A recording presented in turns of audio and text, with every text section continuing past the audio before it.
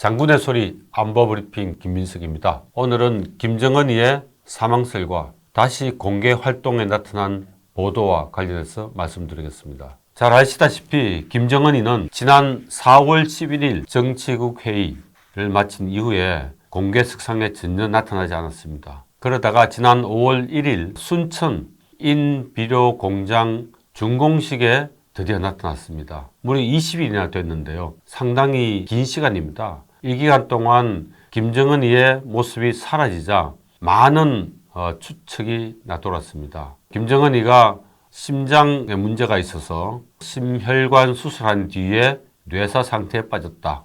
또 사망했다. 코로나19에 걸렸다. 이런 추측설들이 많았습니다. 그리고 지난 1일 날 다시 비료공장 준공식에 나타나서 테이프 커팅을 했습니다. 북한 방송에서는 김정은이의 테이프 커팅 모습과 2020년 5월 1일로 되어 있는 그런 플랜카드와 함께 거기 앞에 앉아있는 김정은의 모습을 내보냈습니다. 그러나 이 과정에서 저희들은 많은 생각을 했습니다. 또 이번에 테이프 커팅한 그 준공식에 나타난 김정은이가 이게 실제 사진이냐, 실제 영상이냐 하는 부분에 대해서도 여전히 의심이 있는 것도 사실입니다.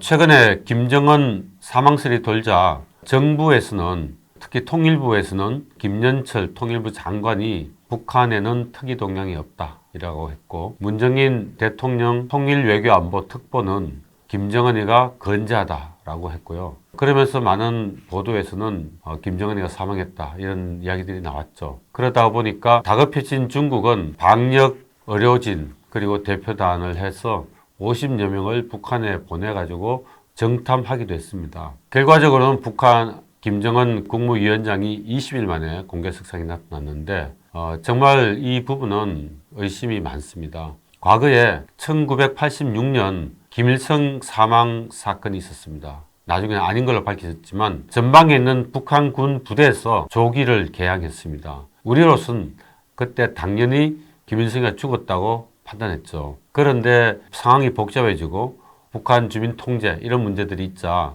북한에서는 나흘 만에 김일성의 영상을 내보내서 사건을 정리를 했습니다. 과거 김일성, 김정일이가 사망했을 때는 2일 또는 3일 내에 이 사망 사실을 공개했습니다. 그런데 김정은은 살아있음에도 불구하고 20일 동안 공개도 하지 않고 심지어는 많은 언론과 여러 정부에서 김정은의 사망 소식 또는 아니다, 맞다 이런 내용에 대해서 계속 내고 있었음에도 불구하고 북한 통치자의 생존 문제가 계속 보도되고 있음에도 북한은 20일 동안 공개하지 않는 것은 여러 의심을 할 수밖에 없습니다. 그래서 김정은은 아마도 건강 문제가 있었던 건 사실인 것 같고 그리고 살아있다는 것도 좀 더 두고 봐야 되겠지만 물론 살아있는 것이 확인됐기 때문에 앞으로 또 이런 일이 발생하지 않을 수가 없습니다. 그래서 이런 문제에 대해서 좀 한번 고민해 보겠습니다. 이번에 김정은 사망설로 해서 저희들이 느낀 것은 3대 세습 독재국가인 북한에 김정은 국무위원장이 사망을 하면 북한 내부에 많은 권력 이동이 있고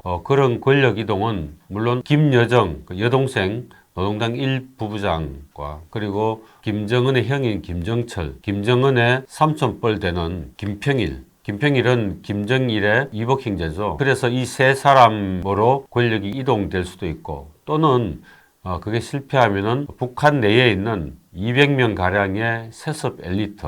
이 세습 엘리트는 김일성 때부터 함께 활동하던 사람들의 자손들입니다. 이 세습 엘리트들과 집단 지도 체제 이런 권력 구조를 갖지 않을까라고 추측을 했었습니다. 그런데 이 사건들에서 저희 많은 국민들이 느낀 점은 북한이 독재 국가에서 민주주의 국가로 바뀌었으면 좋겠다. 그렇게 하면서 북한의 독재 아래에서 정말 힘들게 살고 있는 북한 주민들이 좀 자유와 행복을 누렸으면 좋겠다. 그리고 북한이 민주주의 국가로 바뀌었으면 좋겠다. 그래서 한반도의 평화가 정착이 되고 통일로 갔으면 좋겠다. 라고 하는 기대가 우리 국민 마음속에 많이 있었습니다. 많은 사람들로부터 그런 이야기를 들었습니다. 그래서 앞으로도 우리 장군의 소리를 듣는 분들 또 많은 우리 국민들은 북한이 민주국가로 바뀌고 평화가 정착이 되고 통일로 나갈 수 있도록 성원을 해 주시길 바랍니다. 이번 기회에 또 한 가지 느낀 것은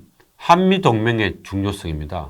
북한이 김정은에서 김여정, 김정철, 김평일 그리고 엘리트들과 집단 지도체제 등으로 권력이 바뀌면서 내분이 발생하고 그 내분은 내전으로 발전이 되고 내전은 다시 대한민국에 대한 도발, 이 도발은 수도권 포격 도발, 미사일 도발, 그리고 화학 및 생물학 무기에 의한 테러, 또 핵무기 탈취에 의한 여러 가지 협박과 또 협상과 이런 여러 가지 문제들이 생기기 때문에 이러한 것들은 결국 국지전에서 국제전으로 진화될 수가 있습니다. 그래서 이렇게 되면은 한반도가 다시 청일전쟁 때와 어떤 그런 국제전으로 바뀌면 우리 국민이 매우 어려워지고 우리 대한민국 또 우리 한민족의 운명도 알 수 없는 상황이 될 수도 있다라는 점을 많은 분들이 깨달았을 겁니다. 그러면 이런 과정을 우리가 차단하고 봉쇄하려면은 또 우리 대한민국을 지키기 위해서는 북한이 도발하지 못하도록 압도적인 군사력을 유지해야 됩니다. 이 압도적인 군사력은 우리 한국군만으로는 한계가 있기 때문에 결국 동맹인 미군을 활용할 수밖에 없는 것이고 그게 한미동맹, 한미연합 방위태세입니다. 미국의 전략 자산을 동원해서 북한이 도발하면은 신속하게 승리할 수 있도록 그런 체제를 갖추기 위해서는 지금 여러 가지 한미 관계의 어려운 점을 해결해야 합니다. 해결해서 한미동맹이 공고하게 유지가 되도록 해야 되고 북한이 도발하면 압도적인 군사력으로 대응하고 상황이 필요할 때는 바로 승리할 수 있도록 항상 태세를 갖춰야 되겠다는 것인데요. 그렇게 하기 위해서는 지금 걸려있는 방위비 분담금이라든지 한미 간의 불신, 이 불신은 대한민국이 중국에 편향되고 있다고 하는 미국의 의심 이런 것들을 해소해야 되겠습니다. 중국은 우리 가까이 있는 나라이긴 하지만 우리의 신뢰 있는 동반자가 되기는 어렵습니다. 그래서 우리가 70년 동안 함께 해온 이 동맹국인 미국과 함께 이 대한민국을 지켜나가야 되겠다. 한미동맹의 중요성을 다시 한번 일깨우고 또 북한이 도발했을 때 강력하게 대응하고 압도적인 군사력으로 신속하게 승리할 수 있도록 하는 그런 태세도 갖춰야 되고 또 이 대한민국이 북한이 어떤 어려움이 또 올지도 모르겠습니다. 북한은 김정은이가 이번에 문제가 있었듯이 또 김정은의 건강은 문제가 발생할 수 있습니다. 김정은은 170cm 키가 안 되는데 체중은 130kg입니다. 170cm 키면은 65kg 정도 이하인 체중이 적절한데 거의 2배에 가까운 체중을 유지하고 있기 때문에 김정은의 앞으로 건강은 장담할 수가 없습니다. 이번과 같은 상황이 또 발생할 수 있습니다. 그래서 우리가 이번엔 좀 당황을 했지만 이제는 그렇게 하지 않도록 우리 정부, 우리 군, 우리 국민이 전부 다 마음의 준비, 대비태세를 잘 갖춰야 될 것 같습니다. 오늘 김정은 동정이 다시 나왔는데 사실 여부는 좀 더 지켜봐야 할 것 같습니다. 한반도에 평화가 정착이 되고 통일해 갈 수 있도록 우리 장군의 소리 안보 브리핑으로 열심히 하겠습니다.